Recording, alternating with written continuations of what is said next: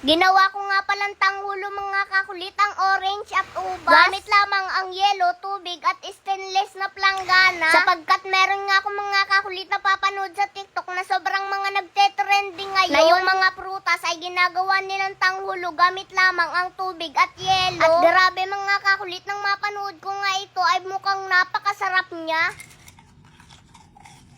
Kaya naman sa video na ito ngayon mga kakulit, habang ako nga ay nakahiga dito sa aming sopa, ay nakaramdam nga ako ng sobrang pagka-boring at hindi ko nga alam kung ano ang gagawin ko ngayong araw na ito. Kaya naman ang mapanood ko nga sa TikTok yung mga nagte-trending ngayon na gumagawa nga sila ng tanghulo fruits gamit nga lang ang yelo at tubig. Kaya naman dahil wala naman akong ginagawa ay naisipan ko na lamang itong gayahin. Sapagkat nang mapanood ko nga yun mga kakulit ay mukha namang napakasarap talaga. Kaya naman kinuha ko na nga itong stainless namin na planggana at kumuha na rin ako ng yelo. At akin na rin nga pala ito mga kakulit dinurog. Sapagkat doon nga sa napanood ko ay dinurog din niya yung yelo. At nang madurog ko na nga mga kakulit yung yelo ay nilagyan ko na rin ng kaunting tubig. Sapagkat ito nga yung magiging daan para makabuo ako ng napakasarap na tanghulo fruit. Char! Bali nang maigaya ko na nga mga kakulit itong aking mga pangunahing gagamitin ay kinuha ko na rin itong ubas at orange. Dahil wala nga kami mga kakulit ng ubas na green at strawberry at ito lamang ang meron kami. Kaya naman ito na lamang ang aking gagamitin sa paggawa ng tanghulo. Dahil ubas din naman ito mga kakulit kaso nga lamang ay iba yung kulay. Ay yung orange ay i-imagine ko na lamang na strawberry. Charot! Hindi gayon!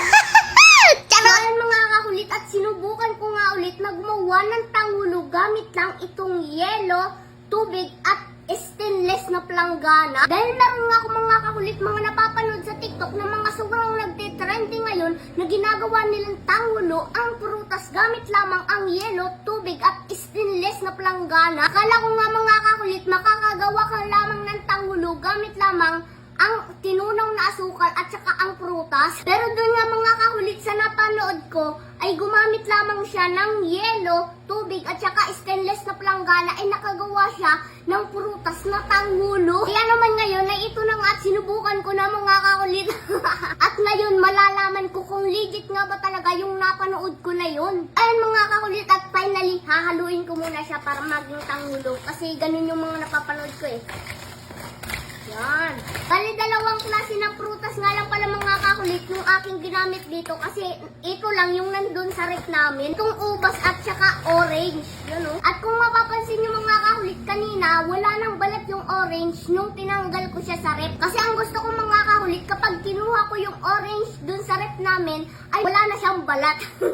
Bali dun nga mga kakulit sa napanood ko sa TikTok ay ang ginamit nila yung ubas na green, tsaka yung strawberry. Pero dahil wala nga kami nun mga kakulit, kaya naman ito na lang. Dahil ito nga lamang yung meron kami sa ref namin.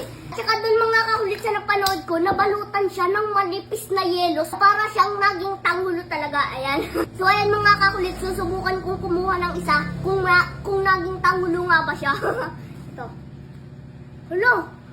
Naging tanghulo nga siya, yun o. Nabalutan ng yelo. Wow! Isa pa, ito pa. Oh, wow! Ayun o. Ay mga kakulit, para maniwala kayo. Oh! Diba? Nabalutan talaga siya ng yelo. Sarap. Ay mga kakulit, ipapakita ko sa inyo na naging parang tanghulo talaga siya. Na yan o. Yung parang sa sukal, ayun o, balot na balot talaga siya ng yelo. Wow! Ayun o. Oh, pupukpukin ko. Diba?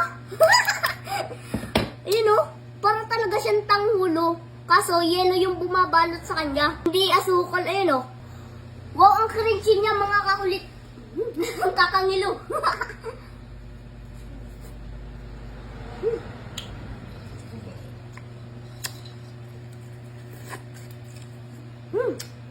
Sarap. Sarap.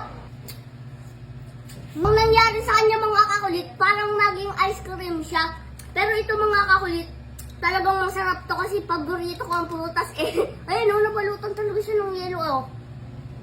Wow! Ayun o. Wow!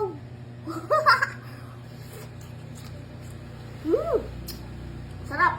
Hingi ako ng tanghulu fruits mo, ah. Ayun no? Naging tanghulo talaga siya. Wow! Tingnan niyo mga kakulit oh. Di ba? Oh. Di ba? Oh, natunog siya. Oh, ayun oh.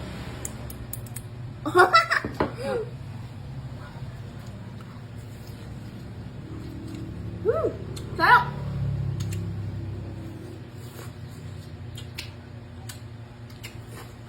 Mga kakulit oh, balot na balot talaga siya ng yelo. Oh. Oh. Ayun oh, magkayutit niya. Kakalit. Ay, sige.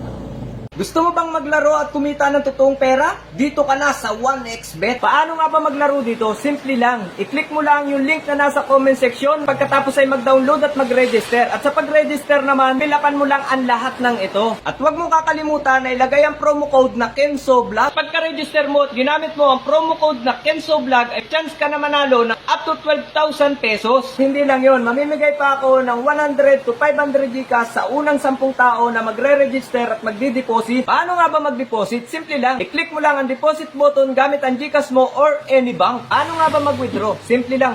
I-click mo lang ang withdraw button at withdrawin mo na ang lahat ng panalo mo gamit ang Gcash or any bank. Dito sa 1xBet, hindi ka maboboring dahil napakaraming laro na pwede mong pamilian. Baka isa sa mga paborito mong laro ay nandito. At ngayon ipapakita ko sa inyo kung paano maglaro sa Extended Win. Dito sa larong ito ay napakadali lang. Nagbebet lang ako ng 40 at ita-times 2 ko. At ayan. O, di ba? Yung 40 pesos ko, 80 pesos na ngayon. So ngayon, susubukan pa ulit natin ng isa pa. Bet lang ulit ako ng 40 pesos. And ita-times 2 ko ulit. Ayan. O, di ba? Ganun lang kadaling manalo at kumita ng totoong pera dito kay 1xBet. Kaya ano pang hinihintay mo? Nasa comment section ng link, mag-download at mag-register ka na. Talagang paalala na ang larong ito ay bawal sa bata kundi sa matanda lamang.